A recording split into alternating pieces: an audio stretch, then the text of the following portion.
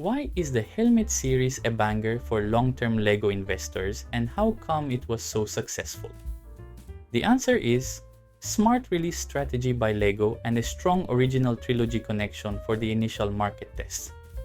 You can actually see this in action with the midi-scale ship series that is now expanding in 2024 with 3 new ships. I will dive deeper into this topic in the video, so keep watching if you're interested, as we will also provide a historical data analysis for the sub-theme. But before we go further, just a small reminder that if you click the subscribe button, like or comment on any of our videos, we will continue to provide in-depth analysis of LEGO sets just the way you like it. There is one LEGO sub-theme that you do not want to miss out on if you're a LEGO investor. In my opinion, this series has done for LEGO what no other set line did before. And that is solidifying the display value of certain LEGO sets in the eyes of adult fans. But first, let's talk about LEGO's smart release strategy. The series released its first sets in March of 2020. The first 3 sets that arrived on the shelves were the TIE Fighter helmet, the Stormtrooper helmet, and the Boba Fett helmet. All 3 sets were retailing for €60 each, so a bit above average cost for a Star Wars set. But they all pretty much respected the mantra of at least 10 LEGO pieces per euro in the price of a set. You might even say that the TIE Fighter pilot was the champion in terms of piece value, with no less than 724 pieces for €60 versus 647 and 625 respectively for the other 2. Out of the 3, the TIE Fighter helmet was a bit special, as it was an exclusive set. This means that this set was not available via all retailers but just a select few. Exclusivity always drives more scarcity and automatically a bigger increase in value for the set after retirement. Coming back to the LEGO release strategy, you can see that these 3 sets all are tied to the original trilogy. The TIE Fighter pilot and the Stormtrooper show up quite quickly in the first Star Wars movie, Episode 4, A New Hope. While Boba Fett shows up in Episode 5, the Empire strikes back in the iconic Vader and the Bounty Hunter scene, and he quickly becomes one of the coolest bad guys, tracking the rebels with his amazing Slave One ship. Why did LEGO choose the original trilogy as the start of their helmet collection? Well, it's pretty obvious because the original trilogy is arguably the most beloved series of Star Wars movies. It started the original fan base, and given your advertising to adults, you want to tap that stream. Sure, younger viewers might enjoy the Clone Wars era more, or even the newer releases from Disney, but the original trilogy is a sure way of reaching out to nostalgic adults that have disposable income. Following the sales success of the first 3 helmets, in 2021 LEGO released 2 new ones, the Darth Vader helmet and the Scout Trooper helmet. Again, both were first spotted in the original trilogy, with Vader in Episode 4 and the Scout Trooper on Endor in Episode 6. As we can see, LEGO is building on that original trilogy hype and going for safe options. Vader's helmet is quite a logical move, and you can understand why easily by looking at it. It has a menacing demeanor and truly represents what Vader is in the Star Wars universe, an unstoppable force that inspires respect and fear. The price saw an increase to €80, but that can be justified by the increased number of pieces as well, namely 834. The Scout Trooper is a bit baffling, since this specific trooper was introduced in Episode 6 on Endor, but for what is worth, the speeder bike chase scene is a staple of that movie, so maybe it had something to do with that. I would have definitely expected either a Royal Guard helmet or a Rebel helmet. It definitely feels like this was the flimsier of the series so far, with only 471 pieces and a price that matched that at €50. It has to be noted that this is the first set that breaks the 10 pieces per euro rule so far. 2021 passes by, and at the end of it we see what is the first retirement of a set in this series for the TIE Fighter pilot in December at only 22 months on the shelves.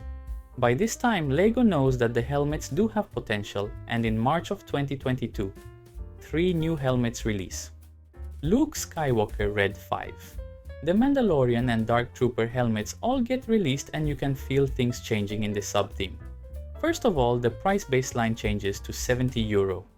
Any hope that the helmets would stay at 60 or under is shattered by the fact that not only they are now €70, but the piece count also drops. All three sets have less than 10 pieces per euro, with the most obvious being the Mandalorian, which in all honesty should have been marked down to at least €60.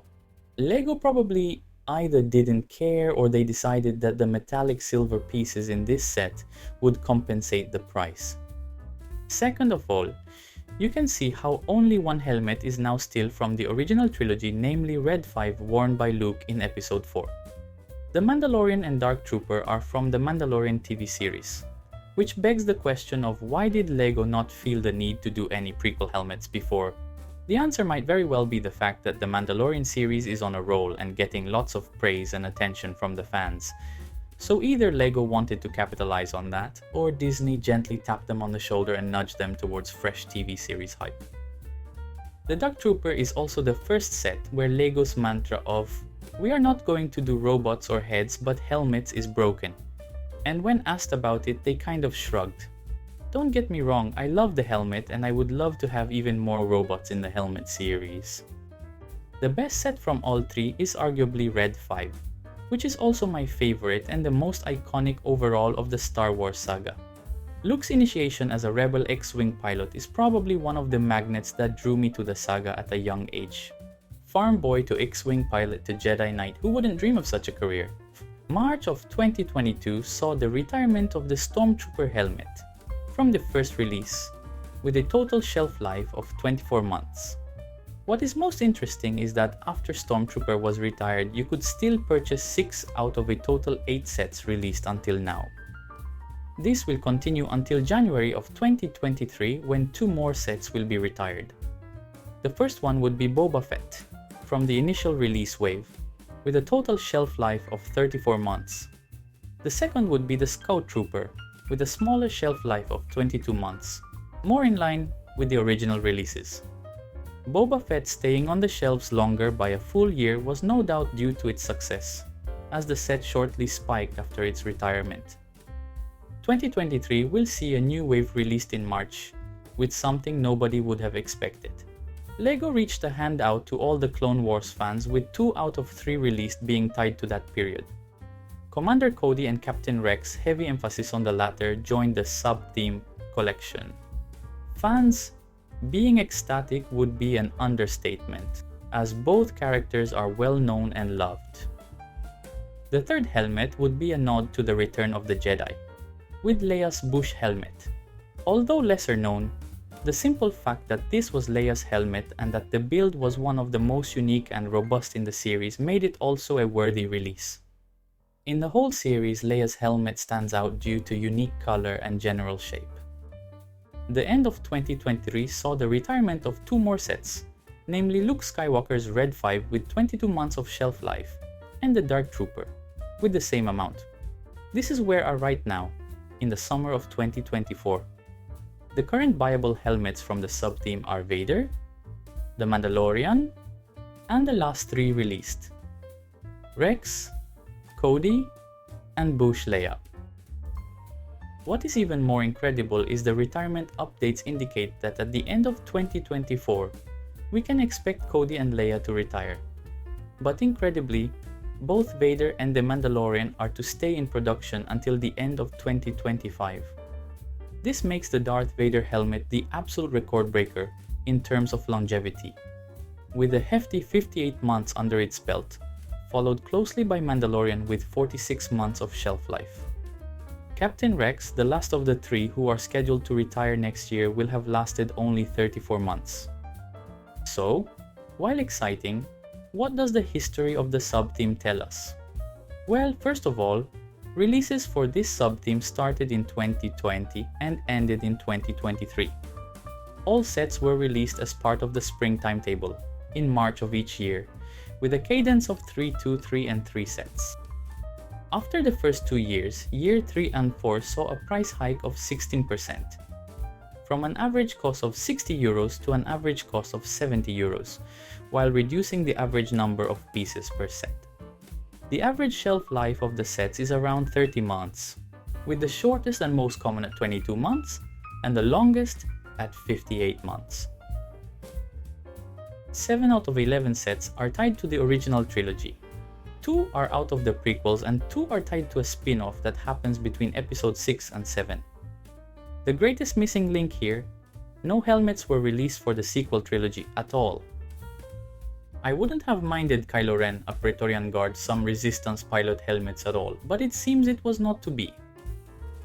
But how are the retired sets doing now that we've reached the evaluation phase of our video? Well, let's check them out. The TIE Fighter is easily the winner of the sub-theme, with an astounding average price of €274 for past sales, and a current average price of €340. The Stormtrooper helmet has also tripled in price, with an average price of €146 for past sales, and a current average price of €173.